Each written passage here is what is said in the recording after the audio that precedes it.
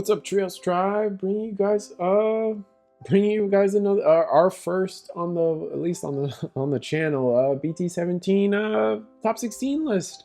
TAC Games had a regional, and Oceana's gonna be killing it with the regionals actually. Two already before NA even gets one. It's kind of funny. I think Europe might have had an Ultimate Cup, but it's not the same as regionals, man. We want the Omnimons.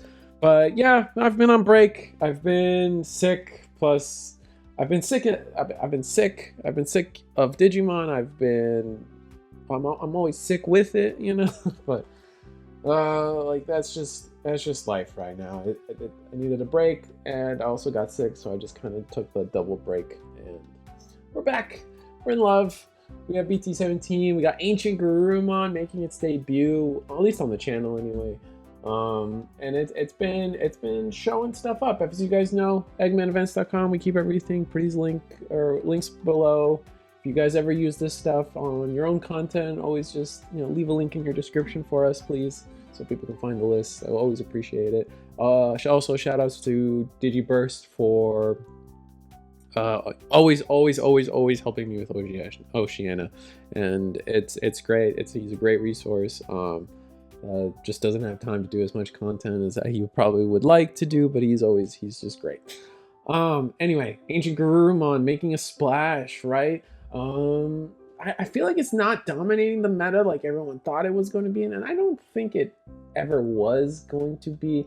I think it's just I think looking at what the matchup spread or the representation spread of the last Oceania event was, it's looking like people are just really like playing Blue Hybrid and Ancient Garurumon, so there's just a higher representation rate, but the conversion rate is not great. So I'm going forward.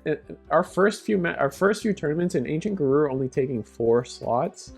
I think that's good news for tier 0, blah blah blah blah blah. Surprise! Like there's a few things that surprised me. No Dexdor Goromon. That was a deck on like I had money on doing really well.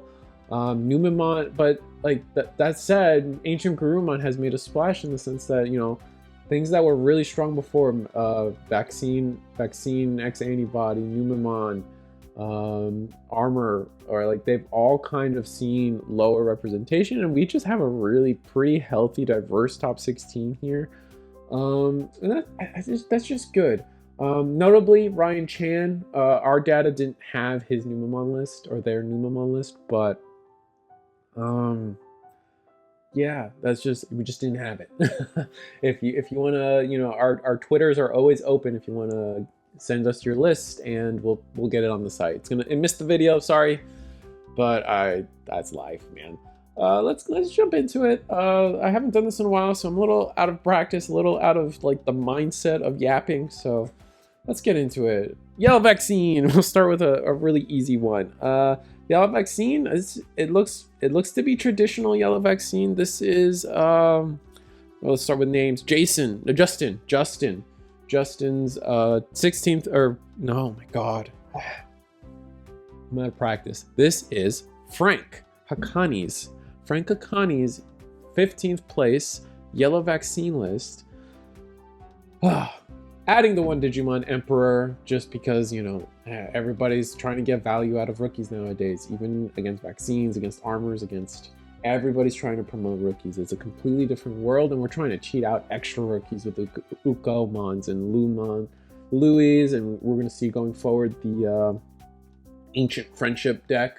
Also just spamming out Gabumons, but like other than that, we'll see the new inclusion of the Shine Greymon Burst mode. Very good card. We're just going to be living in a world where our level 7s can now, we can expect aces to be at the level 7 slot. Yellow, green, blue, and red all have one. The green and blue one probably the worst of the 3 right now, I'm not gonna lie. It's got its place, it's just the worst of the 3 in my opinion. And honestly, Shine Greymon Burstmon, I wouldn't be surprised if you run an Ancient Garurumon. It does play Tamer. The only thing you'd miss out on is in the win attacking effect, but I feel like you already got your value out of it if you were able to play a Tamer and delete something on your opponent's side that was going to, that's going to turn the game in your favor. so I can't complain too much. Outside of that, the Gallantmon Crimson mode is also very good.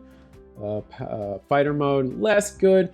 Remember, we're missing out on the bonds that we were supposed to get in the LM2 set. And LM2 was supposed to introduce both Bond of Bravery and Bond of Friendship level 7 aces, and that was going to, like, if you guys are scared of the Ancient Friendship deck right now, just wait until we actually have a proper bond for the deck. Outside of that, I'm sorry to say, Frank, that yeah, this is just Sailor Vaccine. We've seen it over and over again. We see only one Ukomon and actually finding time to put in the Pillowmons, favoring Angemon Ace over the Angewomon, actually 3 Kudamons. It's always interesting to me when people like actually try to fit in the Kudamon. Like, does it really round out your rookies as much as people want it to? I guess just the extra search is good, especially since we're not on memory boost at all. We're on 1 Heaven's Judgment. Makes sense. Anyway, congrats on 15th. And then we're going to go into our 2 Imperials. Imperial didn't change much. They got, was it like 2-3 new cards? The Tamer we're not using in this, but we are using the other 2. And the biggest, and as I was saying, we have the Paladin mode. It's an interesting card. I'm not fully I'm ingesting its value. Like, maybe I haven't played against the Imperial enough. I'm sure there's situations where it comes up. Resetting your opponent's trash is really important into 2 different matchups in particular, or 3. Numemon, 7 Demon Lords, and Fenrir would all suffer from getting Paladin mode, so just having that in your back pocket is always good. But the key card we're going to be talking about is the new, what we're calling the movie delay, or the movie options, mostly because they have a clip from the movie, and then they got the, like, what's it called? The movie reel bordering. Anyway, main effect, one of your Digimon may digivolve into a level 5 or higher Digimon with the free trait in hand. So now for 2, you can digivolve for a reduced cost of 4, which is like so many of Imperial plays. We've just accelerated Imperial even further, which is insane because a lot of the times they do their level 5 stuff, and then going into 6 usually is too expensive, so they usually either stay on the 5 or they go into the 6 as a way to pass turn. That's why we saw things like the starter deck, but we would see it alongside starter deck Dragon Mode alongside Hidden Potential, because that way we can actually just keep going. This is going to be one of those ways where we just keep going, and it's kind of gross. As we see it, we see other than that, we see a pretty normal. I'm actually going heavy onto the BT12 Pilodramon. So going for a really like source strippy version of this deck. We have no fighter mode ace. Kind of crazy. And then no purple Wormmon. What are you doing? Purple Wormmon's the best one. I know, we're done here. Oh my god, that was just in 16th place Imperial. Now we're going to go into Ricky's 13th place Imperial. Still no purple worm. Where's the purple worm? Where's this purple Wormmon hate going? This list was interesting. I feel like this is the one I saw posted on Twitter, where they were actually running the Magnamon X Antibody card, and they said it was it came up multiple times, and like in my heart, it's like kind of course it came up. It is a really pushed card, but because of that, because of the inclusion of it, we're seeing the Togomogumon, Lydramon, and we're actually seeing just a heavy influence. As long as we see one, the stack becomes valid for a Magnamon X Antibody, and I think that's just good. Unfortunately, it's not a free, so I don't think we can use the Progenitor with the free trait, and yeah, or one of your Digimon may digivolve into a 5, yeah, so you can, yeah. Again, we'll see the Gigadeath Heaven's Judgment, though. We're seeing heavy Heaven's Judgment, and I kind of get it. The Goromon is a deck that's scary. We do have Paladin mode and the Magnamon X Antibody, so we can activate 4 different times, which allows us to go into Numemon or anything going wide, because we don't necessarily have access to Crimson Blaze like a lot of the red decks do. So we gotta make do. Other than that, playing one of the old Davis best green tamer in the game. On 7th, Great Demon Lords. It's a good deck. This is Noah's 11th place 7th grade Demon Lords list. This deck, kind of in the vein of Royal Knights, is just slowly and surely everyone's just kind of figuring out what the winning ratio is for 7th grade Demon Lords. However, it is a deck that just is so adaptable, and I feel like a lot of it is carried off of the back of Leviamon.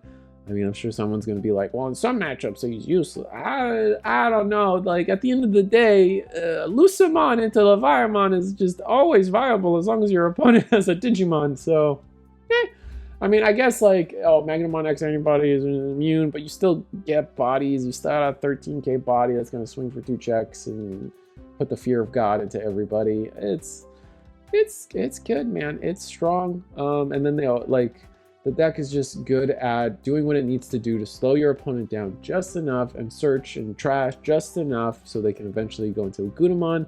And sometimes you don't even win with a Gudamon, I feel. Maybe that's a hot take. I feel like there are just times where you just ruin mode and attack and just chip away, and your opponent just runs out of Digibubbles and ways to just like avoid all of your removal that they just end up losing. You got a lot of options to just kind of fill out your names. No Barbamon. Poor Barbamon. He was introduced this set too, and he's just gone. Wow, Miss Memory Boost is interesting. I find that very interesting that we decided to run Miss Memory Boost in the list. But yeah, Grats Noah on 11th place. And Ragna Lordmon shows its head. I wish I knew how to talk about this deck. Straight up. It's a good deck. It's an interesting deck. It just always feels like it's a deck that always feels like it needs way too many flub pieces to do anything. But I mean, this is Mika. It's not Micah. There's no way it's Micah, right? Mika. Mika. Mika. I think it's Mika. Mikere. Someone tell me. Last name Savage. And the real name's on the side. Sorry I butchered it. I do try to learn how to pronounce this stuff, so let me know. I come from a place of admitted ignorance to openly learn anything. So, you know, Mika. I think it's Mika, not Micah. Micah feels wrong. Micah. It's just that last part. It's E-R-E. Ugh. Not like, it's just like in your vocal cords to do that. Anyway, on track. Ragnar Lord Ace is just, it's an interesting card. I mean, we're pretty much just abandoned the entire, like I say this knowing what the other stuff, but we've pretty much abandoned the original BT3 support outside of the Ragnar Lord himself, and I think, yes, just the Searcher, the Ludomon. Everything else is starter deck to EX6, and it's become this deck where every card has value because you're able to activate their effects in hand to create this really big stack, and it allows you to just but I've never really understood what do you genuinely get out of that. Being able, once you're at Ragnar Lord, it's cool to keep buffing your Ragnar Lord. That's kind of sick, right? However, beyond that, it just something about, I know your turn, you have all these your turn when in effect adds this Digimon's Digivolution card. Effects adds to this Digimon's Digivolution cards, it gains blockers. So, you sit there and you're like, all right, my 5s get a little bigger for activating the effects, and now they get to do stuff. And then eventually, I imagine we go into Briar Ludamon, or we sit on Durandamon, and then we hope that they attack and we get the Ragnar Lord Ace. Or once we're already at 6, the good old Ragnar Lord Digivolve into Ragnar Lord for 7 for free because we get the memory backs. Kind of goes hard. We see the Digimon Emperor, we see the Crimson Blaze, just kind of staple answers to whatever anybody's doing in the meta right now. But yeah, no, congrats to them. I come from a place of wonder when I talk about this deck. On paper, I get it. I see what it's trying to do. I see all the cards, the hand effects. We buff, we keep buffing, but it's it just feels like it needs too much to go right for it to go well. Maybe I just got to learn what the consistency part of this deck actually pulls through. Again, always I come from a place of ignorance. Teach me in the comments what this deck, what really pushed, what was the thing that really pushed this deck to be relevant in topping? Is it the format? Is it the new cards actually doing well, or is it, I don't know what to say, man. We will go into the next deck. We get to talk about Ancient Garurumon Blue Hybrid. Part of the reason I kind of am upset with Digimon, like Bt18 is not, so depressing. I'm so upset. That's sad. Anyway, but that's neither here or there. Right now, our boss monster is Ancient Garurumon, so let's talk about Ancient Garurumon. Red base is definitely best base for most people. Koromon, this Koromon in particular, I'm going on record saying I won't be surprised if this Koromon gets hit to 1. Bukomon took over and was banned due to, you know, how good Ukomon was, and Ukomon is taking advantage of Koromon just as strong, and it's creating just like, it's what allows this red base to exist. I think Koromon is in the vein of Bukomon and is just as strong. It's the best draw baby in the game, and that's just fact. I feel like that's fact. I'm gonna keep preaching it like it's fact until someone really just like rails into me or something. But even then, I'm like, I'm allowed my opinions. The most interesting. Oh, sorry. This is Alexander's 14th place red base Ancient Garurumon. The most interesting thing here is the Matt and Ty. Another red-blue tamer, which doesn't really do too much for us, other than allows us to play Crimson Blaze even if we don't have a Digibubble in the back, which cool. And it's still blue, so if we need to, we can Digivolve Lobo or Kendo on top. But the thing that gets me is... Oh wait, we can't Digivolve. No, we can, as long as it's a yellow tamer. No, so we can't Digivolve on top, so it's just that it's literally just here to make our Ancient Garurumon play a little bit cheaper. I wonder if that's actually worth it. Wouldn't it be better to just play Matt and Sora and get a little bit more memory out of things, potentially bounce something at the start? We don't really unsuspend for Matt and Sora either. But surely the potential 2 memory from Matt and Sora kind of beats out the only 1 from Ty and Matt. It's interesting. Or like, instead of I mean, we want the red source is for Crimson Blaze. I get that. We'll think of it in that context. Other than that, red base is killing it. Everything else is pretty standard. We really light on the level 5s, but they didn't need it. Clearly, 1 Hammer Spark, 1 Ice Wall. Lu is just part of the deck. Sometimes the thing that makes this deck, the red base, really shine is just rushing out rookies and being able to get enough draws while you're playing the more relevant floodgates. Blue has floodgates, but they're just not that relevant this format. Is what it is, but you know, grats on us. Sorry, this is 14th place. Now we're going to talk about Blue Base. We have it written on the site as Ancient Garurumon Blue Base. It's Ancient Friendship. It's Gabumon Rush, whatever you guys want to call it. I'm calling it Ancient Friendship. Basically, the idea is between Analog Youth, Matt, and Lu, you're able to create a loop where Ancient Garurumon's Gabumons can become promoted. Analog Youths will trigger the hatching of the raising area, allowing you to Digivolve a Gabumon. Then Lu is able to promote that Gabumon, and then Matt will refund you the memory along with the Lu. Both will refund you the memory. You'll gain 2 memory off that play. And if you have 3 mats, if you have 2 mats, playing the Lu becomes free. So then you're just looping Gabumons, and Analog Youths help you try to rehatch any Digibubbles you may be losing. Or so you can just keep going with the Gabumons, just keep coming out. It's essentially a new way to rookie rush. It's the old. It's just bonds, man. It's just a new base of bonds is the Ancient Garuru, Ancient Friendship package version of it.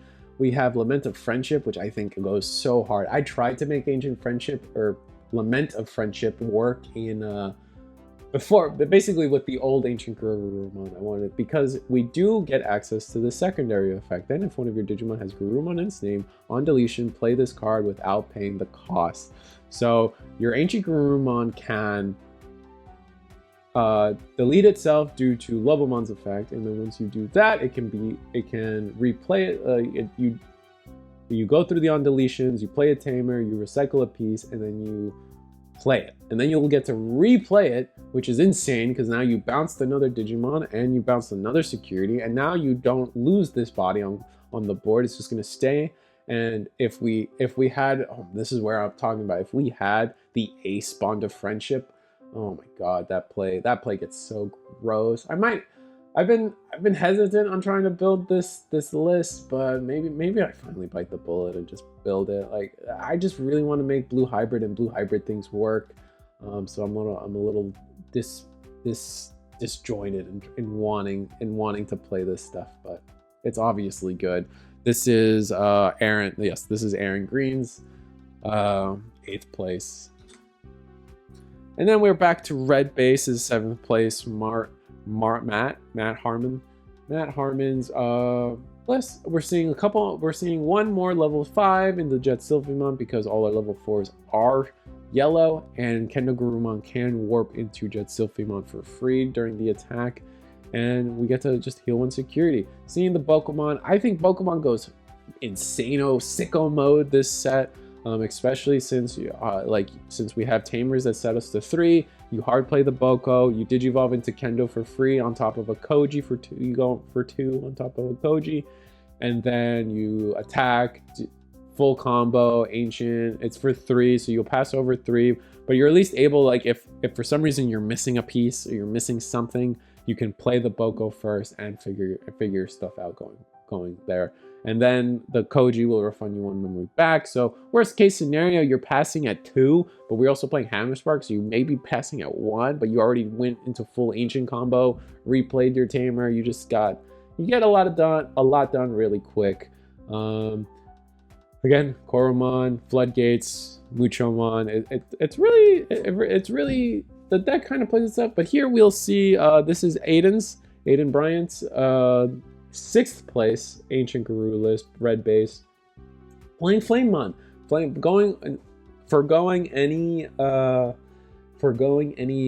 inconsistency that potentially like bringing Muchomon would be. What's interesting is we're playing the Yokomon anyway. Am I missing something? Is this a ancient animal? Can we get an ancient animal? I don't think we can. So playing Yokomon in this version might not make sense. This is a cyborg. This is also, oh, this is a warrior. This is a warrior. I think this is a cyborg. Yeah, so playing Yokomon anyway. Maybe we have the list wrong, but it's just Digibubbles. This could be the on deletion Yokomon. Maybe the previous list was also the ancient the Yokomon. We could have uploaded these wrongs. Forgive me. But going forward, we got Heaven's Judgment because 2-color yellow body just lets us play Heaven's Judgment for 3 reductions. 3 reductions is what most decks is kind of like the scene, like where they want to be. That's when you start thinking about playing Heaven's Judgment. Playing Crimson Blaze because we have the red Digibubbles and the Flamemons. Flamemons is searchable by Boko. Flamemon will also find you your tamers with inheritables and any of your engine pieces, I'm going to call them here. And it also finds your Ancient Guardian Deity because it does have the 10 Warrior trait. Pokemon also finding you the Ancient Guardian Deity, which this card is just so good. It's so insane how good that card is. But yeah, that's it for the Ancients. We're going to talk about the 1 Magnamon X list. This is 4th place, Michael Walsh's. Seeing the introduction of the Flamedramon from the promo pack. This single-handedly pushes the deck into exactly where it's going to be. So I would not be surprised if we see the rise of Magnamon X once again, but this time through the blue and Vmon angle instead of the vaccine angle. Just because this Flamedramon allows you to do a lot. A lot of what the deck was missing was just purely the fact of not being able to proc your own effect as consistently as yellow can. But here we are. We can. We added the Taikamiya from the starter deck. Just get an instant draw, another memory setter, 2k DP on the block or the raid. So the Flamedramon goes in, extra 2k, put it at 7k depending, or even 9k for if we got the red Vmon under it. And so we got 9k going in, trashing a security, allows us to clear almost all. Oh no, yeah, no, we would clear all level 5s because ideally we have the Digibubble under it. So we'd clear all level 5s at 10k DP with the raid. We'd get to trash the top security and draw a card. So kind of nuts. That's kind of sick. I like it. A lot of the mainstay cards we see, we've kind of threw in a cheeky GX though, just to have some more top end. Why not? And notably, we've cut for the Flame Dramon. We did cut the Bt17 Magnamon. Now we get to talk about birds. Bird Up and Jeffrey is the name we have recorded. So yeah, birds. It's a deck that, like, again, now that it's topped a few times, people see the decks, people love the deck and how it operates. It has a lot it can do. Its most notable update is we can now play Crimson Mode Ace, being able to win Digivolving, delete up to 15k DP worth of value. There's a lot of decks that this just kind of clears an entire board, clears their one stack, and clears it on their turn. And then when attacking, for every 10 cards in both players' trash, we're trashing security. It's strong. It's a good ace. I think it's funny enough, as underpowered as Galamon tends to be, the ace is I wouldn't mind going on the record saying this is the strongest ace to have come out this set. Almost period. I think this is if Red ever like sees its numbers get more represented, Crimson Mode Ace is definitely a card we need to be worried about. Like Red Ancient Hybrid. This guy's nuts. Insane. But after that, it's just birds. And like the most interesting part for me, birds, is always like, where are we at on the tamers? We're choosing 3 Sora, 2 Christie, and 2 Akiho.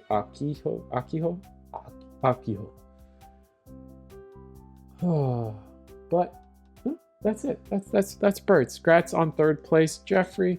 Now we get to talk about a little bit of some Numemons. We get to talk about this is Hones. Why am I thinking it's an H? Jon, but my heart wants to say H, so Hon. Whatever.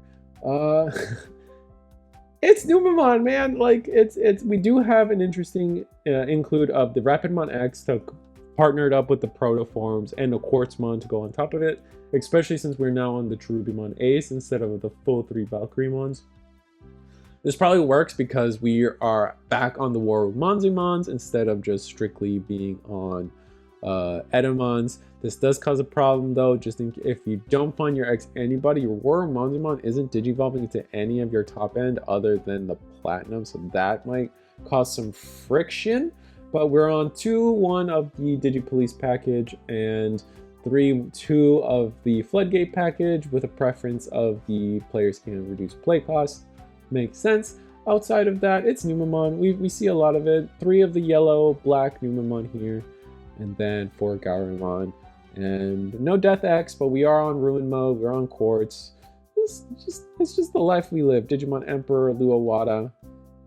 For Uko, I wouldn't be surprised. We got a ban list coming, so let's see what ends up happening, man. This is our final Numemon. We did have 3, but again, Ryan's 2nd place list we just don't have the data for. So again, hit us up on Twitter. This is Paul Wood's 5th place Numemon list, also black base. 3-2 split on the not the Digibubbles, the Floodgates, with a preference on memory blocking. Only one of the yellow-black Numemon is interesting. 3-2 split on the Digipolice Numemon Satsuki. Beyond that, we see the return of Edamon, return of Venusmon, return of Death X over Quartzmon, because we just don't have any of those green packages anymore to make Quartz more worth it. And then Matashita makes its return as well, as just a way to like cheek out a memory for discarding, a way to just memory set. Memory setting is still good in this game, even all these years later. But grats on 5th place. Now we get to talk about Mirage. Man, the more that things change, the more they stay the same. 12th place, Joseph Reyes, Wynamon, Buko. We're adding the fish. I love the flying fish level 5. The flying fish level 5 kind of goes in. Kind of goes hard in my opinion. It allows some really cool combos, especially with the Betamon and the Biomon, or Betamon, and then you have your on-play Galmons. And then if you Digivolve into Mirage Gal, you can attack, use its inheritable, suck that guy right back up, reuse the inheritable, or even reuse jamming, or return to jamming. The most notable include here is probably just the one of Ancient Garuru. It's just a way to play Tamers for free. Sometimes you need a stack that's going to play, sometimes you just need the stack that's going to play Thomas, right? Your first stack can be pretty gross, pretty unoptimal. Maybe you Digivolve Zudo on top of it. That way, whenever you risk your overflow situation, at least you're getting maybe that Lanamon that was in security. You get the Lanamon back, and then you get to play a Thomas for free.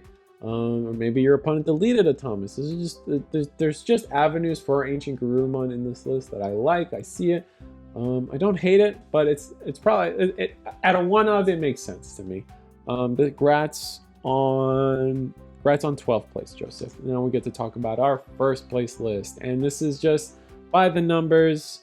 Good old Mirage. We didn't even bother. Oh, sorry.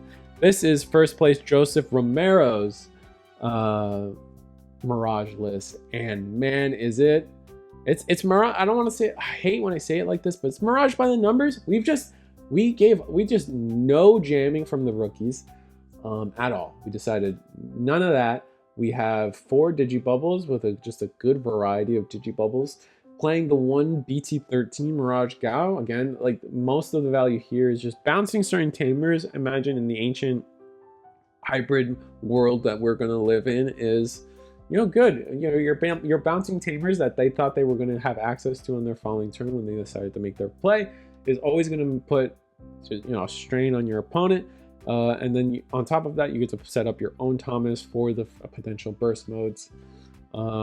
Shenanigans. And after that, you're playing Kumamon because you decided he's the cutest one, or maybe just sometimes I've told, like, sometimes the strip one comes up because you can Kumamon, strip one source, and then Zudomon. Now you're able to bounce something that didn't necessarily had 3 sources instead of just 2. So you're looking in a completely different world. That being able to bounce 2 to 3. Something with 2 to 3 sources is a completely different game we're looking at when it comes to removal. So definitely because it can catch an opponent off guard if they weren't expecting it. But that's the end of the video. Yeah, I've been on break. We should be back on as long as there's events to cover, I'll be covering them. It's just, I don't know, man. I got into a stupor. I got into a stupor about Bt18. Still kind of in that stupor. I really am not happy with that set. But 17's been fun. 17's been good. Very diverse. No Fenrir Lugamon, no Dex Dorugamon. Hopefully we see those decks kind of rise up in the future. I particularly believe in the ability of Dex Dorugamon to do well, but maybe I'm wrong. I've been wrong plenty of times before. Like, share, subscribe. See you guys